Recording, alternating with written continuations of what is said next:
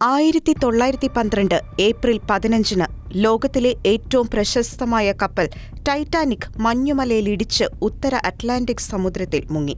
1500-ലധികം പേർക്ക് ജീവൻ നഷ്ടപ്പെട്ട ആ ദുരന്തം ലോകത്തെ നടുക്കി. അതിന് 73 വർഷങ്ങൾക്ക് ശേഷം ആളുകൾ ചോദിച്ചുകൊണ്ടേയിരുന്നു, ടൈറ്റാനിക് എവിടെയാണ്? അവസാനം 1985 സെപ്റ്റംബർ 1 പുലർച്ചെ 12:48 ചരിത്രത്തിലെ വലിയൊരു ചോദ്യം ഉത്തരം കൊണ്ട് ടൈറ്റാനിക് കടലിന്റെ അടിത്തട്ടിൽ കണ്ടെത്തപ്പെട്ടു. പക്ഷേ അതിനു പിന്നിൽ ഒരു രഹസ്യ കഥയുണ്ടായിരുന്നു. ടൈറ്റാനിക് കണ്ടെത്തിയത് ഡോക്ടർ റോബർട്ട് ബാലാട്ട് നയിച്ച സംഘമായിരുന്നു. ബാലാട്ട് പുതിയ അർഗോ എന്ന അണ്ടർ വാട്ടർ ക്യാമറ സംവിധാനവുമായി അമേരിക്കൻ നേവിയോട് സാമ്പത്തിക സഹായം ചോദിച്ചു. നേവി സമ്മതിച്ചു, പക്ഷേ ഒരു രഹസ്യ വ്യവസ്ഥയോടെ.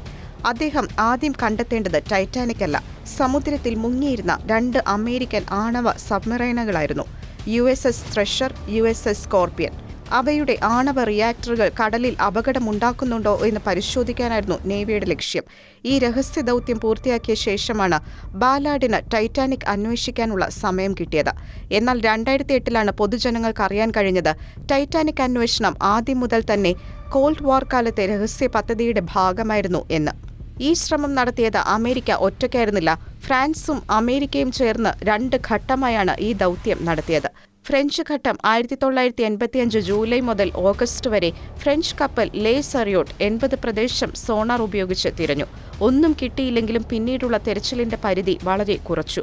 അമേരിക്കൻ ഘട്ടം 1985 ഓഗസ്റ്റ് 22 മുതൽ RV കെനോർ എന്ന അമേരിക്കൻ ഗവേഷണ കപ്പലിൽ ബാലാട്ട് ഒരു പുതിയ തന്ത്രം സ്വീകരിച്ചു.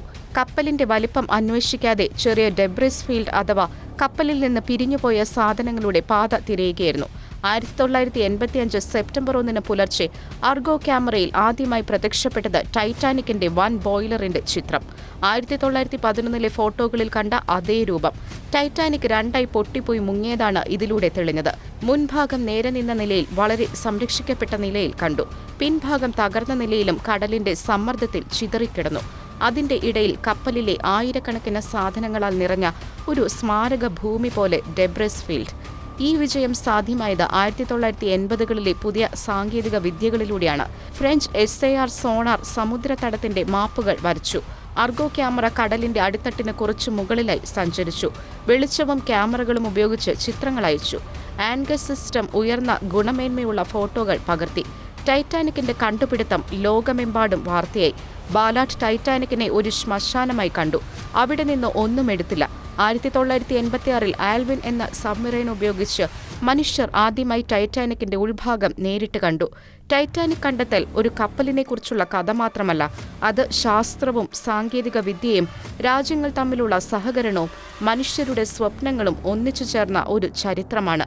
ടൈറ്റാനിക് നമ്മോട് പറയുന്നത്, മനുഷ്യൻ സൃഷ്ടിക്കുന്ന ഏറ്റവും വലിയ കാര്യങ്ങളും ഒരു നിമിഷം നഷ്ടപ്പെടാം, പക്ഷേ അവയുടെ കഥകളും പാഠങ്ങളും കാലങ്ങളോളം നിലനിൽക്കും. 1985 സെപ്റ്റംബർ 1 ലോകം കടലിന്റെ ഇരുട്ടിൽ നിന്ന് ഉയർത്തിയത് ഒരു കപ്പലിനെയും കൂടാതെ ഒരു കാലഘട്ടത്തിന്റെ ഓർമ്മകളെയും ആയിരുന്നു.